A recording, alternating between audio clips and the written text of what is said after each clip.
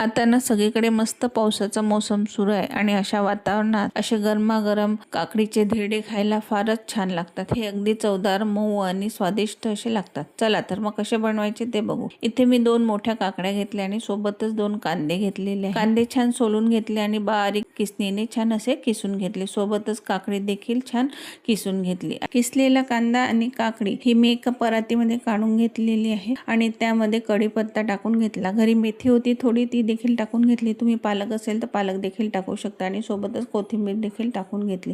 त्यानंतर मिरची लसूणची 2 चमचे ही पेस्ट टाकली। त्यानंतर 1.5 बाउल हे कणी घेतले आणि 1 वाटी मी बेसन घेतलं। बेसन हे अतिशय आवश्यक आहे, नाही तर धिरडे हे तुटतील, कारण की बाइंडिंगसाठी बेसन हे आवश्यक। त्यानंतर अर्धा चमच हळद टाकली, 1 चमच तिखट टाकलं, 1.5 चमचे हे मी मीठ टाकून घेतलं। ओवा टाकला आणि सोबतच ते देखील टाकून घेतलं। सर्व छान असं मिक्स करून घेतलं काकडीच्या पाण्यामध्ये आणि आवश्यकतेनुसार थोडं थोडं पाणी घालून असं छान पतलं असं धिरड्याचं बॅटर हे तयार करून घेतलं। 10 मिनिट रेस्ट करायला ठेवून दिलं। त्यानंतर परत 10 मिनिटानंतर ते छान एकदा मिक्स करून घेतलं।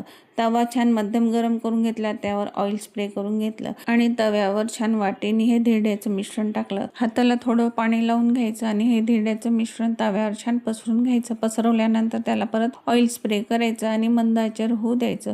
एक साईड झाली की परतवून घ्यायचं आणि परत ते देखील अगदी मंद आचेवर होऊ द्यायचं। तर इथे आपला गरमागरम असा हा धिरडा तयार झालेला आहे। तुम्ही ह्या बॅटरमध्ये तांदळाचं पीठ देखील घालू शकता, परंतु ते पूर्णपणे ऑप्शनल आहे। हा धिरडा बनवताना घरात मस्त सुगंध पसरतो आणि विशेष म्हणजे हा गरमागरम खाण्यातच मजा आहे। धिरडा तयार झालेला आहे। तुम्ही दह्यासोबत, हिरव्या चटणीसोबत किंवा आता सगळ्यांकडेच लोणचं तयार झालेलं आहे तर लोणच्यासोबत देखील खाऊ शकता। तर कशी वाटली मैत्रिणींनो ही रेसिपी? तुम्ही देखील करून बघा, कॉमेंट्समध्ये कळवा आणि माझ्या चॅनलला लाईक, शेअर, सबस्क्राईब जरूर करा। धन्यवाद।